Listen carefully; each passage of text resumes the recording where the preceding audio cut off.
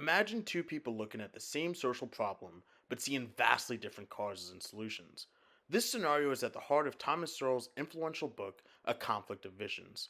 Sowell argues that many ideological debates, from welfare to criminal justice to equality, are all rooted in two contrasting visions of human nature and social dynamics. He calls these the constrained and unconstrained visions.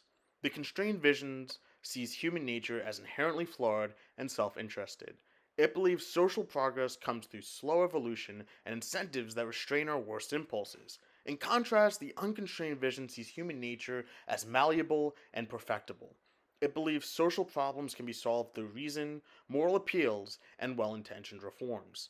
These visions are not just abstract philosophies.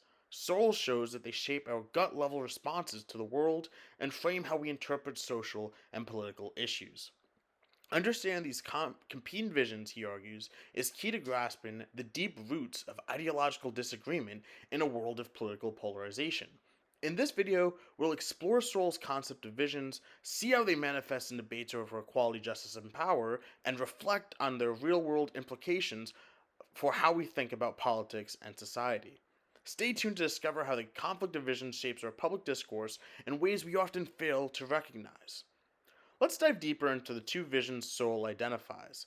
While they are simplified models of complex worldviews, they capture key fault lines in how people understand social reality. First, the constrained vision. This sees human nature as inherently self centered and morally flawed. As Sowell puts it, the constrained vision is a tragic vision of the human condition. Thinkers in this tradition, like Adam Smith and Edmund Burke, emphasize the limits of human reason and the need for incentives and institutions to constrain our worst impulses.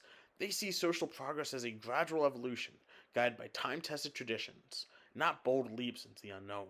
They prefer decentralized decision making and markets to harness dispersed knowledge. In contrast, the unconstrained vision is more optimistic about human nature and the power of reason to improve society. Searle calls it a moral vision of human intentions. Thinkers like William Godwin believed that man's problems stemmed not from fixed limitations, but from bad institutions and ideas that could be reformed. They had faith that the intellectual and moral leaders of their time could reshape society, guided by reason and noble intentions. They sought to apply articulated rationality to social problems, essentially. Where the constrained vision sees unavoidable trade offs, the unconstrained vision sees solutions. It is more willing to concentrate power to pursue its vision of the greater good. These competing visions have deep roots. For example, Smith and Burke's constrained vision of human nature led them to prefer free markets and gradual reforms to the utopian schemes of their counterparts. Meanwhile, Godwin dreamed of a society of voluntary communal sharing where even marriage and private property could fade away, a radically unconstrained vision. Of course, not every thinker fits neatly into one camp or the other, but Searle argues that these two visions capture key differences in how people interpret the social world that fundamentally apply between a dichotomy of two different sides. Now, let's see how the constrained and unconstrained visions lead to conflicting views on major social issues. First, knowledge and reason. The constrained vision emphasizes the limits of any one person's knowledge. It sees wisdom as dispersed across society, often in inarticulate traditions and practices. As Searle notes, to those with the constrained vision, the very concept of social science is a fundamentally misconceived enterprise. They prefer systemic processes like markets to harness dispersed knowledge. But the unconstrained vision believes intellectual elites can master complex social dynamics and therefore design rational reforms to fix issues. It has way more faith in academic and technocratic expertise. These views shape fundamentally debates on issues like economic planning. The constrained vision prefers markets, while the unconstrained vision is more open to expert guided intervention. Second, social processes. The constrained vision sees beneficial social orders as emergent from the interactions of flawed individuals following incentives, not from top down design. But the unconstrained vision believes social processes can be rationally designed and improved by well intentioned reformers. It's less worried about unintended consequences. This divide appears in attitudes towards the common law.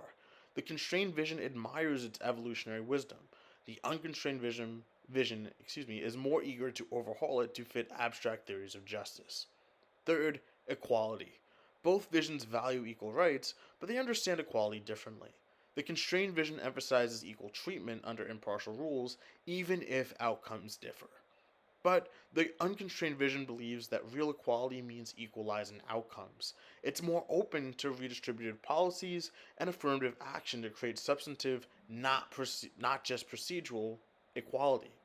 Fourth, power.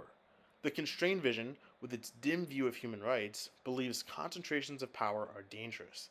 It prefers limited government, checks and balances, and individual rights. But the unconstrained vision believes power in the right hands is essential to promote social justice and reform. It's therefore more comfortable with an energetic government and an activist judiciary. Finally, justice. The constrained vision emphasizes impartial processes that treat people equally, even if the outcomes are unequal. The unconstrained vision, in contrast, focuses on achieving fair distributions. It sees no contradiction in treating people unequally to achieve social justice or equality of outcomes. As Sowell puts it, Adam Smith and John Rawls each made justice the prime virtue, but they meant nearly opposite things.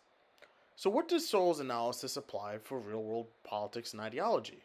First, it suggests many heated policy debates may reflect deeper disagreements about human potential and social dynamics. People may share general goals like prosperity and justice, but have conflicting visions on how to get there. For instance, debates over free markets versus government intervention often reflect constrained and unconstrained assumptions about knowledge, incentives, and power. Recognizing these underlying divisions won't make hard problems easy to solve, but it can help us understand the big picture behind specific policy disputes. Second, Sowell's framework implies empirical evidence alone won't resolve ideological debates. People with different visions may just interpret the same facts in contrasting ways. For example, a constrained thinker may see human irrationality as unavoidable, while an unconstrained thinker sees it as fixable through education or better institutions. The same evidence of irrationality means different things to each. This doesn't mean facts don't matter, but it suggests deep value differences can't be resolved by evidence alone. Engaging the underlying visions is also key. Of course, Sowell's analysis has limits. The constrained and unconstrained visions are ideal types, not perfect descriptions of every thinker. Real world views are often more mixed. The framework may also risk oversimplifying the complex factors shaping ideology, from material interests to cultural contexts. Not all disagreements just stem from abstract visions. Moreover, visions can sometimes converge. Searle notes how crises like the Great Depression and World War II led many to rethink their assumptions about markets and the government. So while constrained and unconstrained visions capture key fault lines, they aren't the whole story. But they do provide a powerful lens for grasping the deeper currents in our ideological debates. As we've seen, much disagreement reflects different default assumptions about human potential and social dynamics. Engaging these visions directly can certainly elevate our discourse. So, in conclusion, in a conflict of visions, Thomas Sowell offers a compelling framework for understanding the deep roots of ideological disagreement. He shows how constrained and unconstrained visions of human nature and social processes shape our interpretations of the world in often unacknowledged ways. These visions, Sowell argues, are not just abstract philosophies. They are gut level assumptions that frame how we approach issues from equality and justice to knowledge and power. They help explain why well meaning people can look at the same problems and reach very, very different solutions. Recognizing the role of visions, therefore, won't make ideological debates easy to resolve, but they certainly can help us understand where our opponents are coming from and engage their core assumptions directly. In a world of endless echo chambers, this is an incredibly valuable lesson. By grappling with the conflict of visions, we can have more productive conversations across divides. Of course, this is just a starting point, not an end point. Human ideology is extremely complex, and it's shaped by many factors. And visions certainly evolve over time as people confront new experiences and evidence. But as we have seen, much political disagreement still reflects differing default assumptions about the human condition and the dynamics of social change.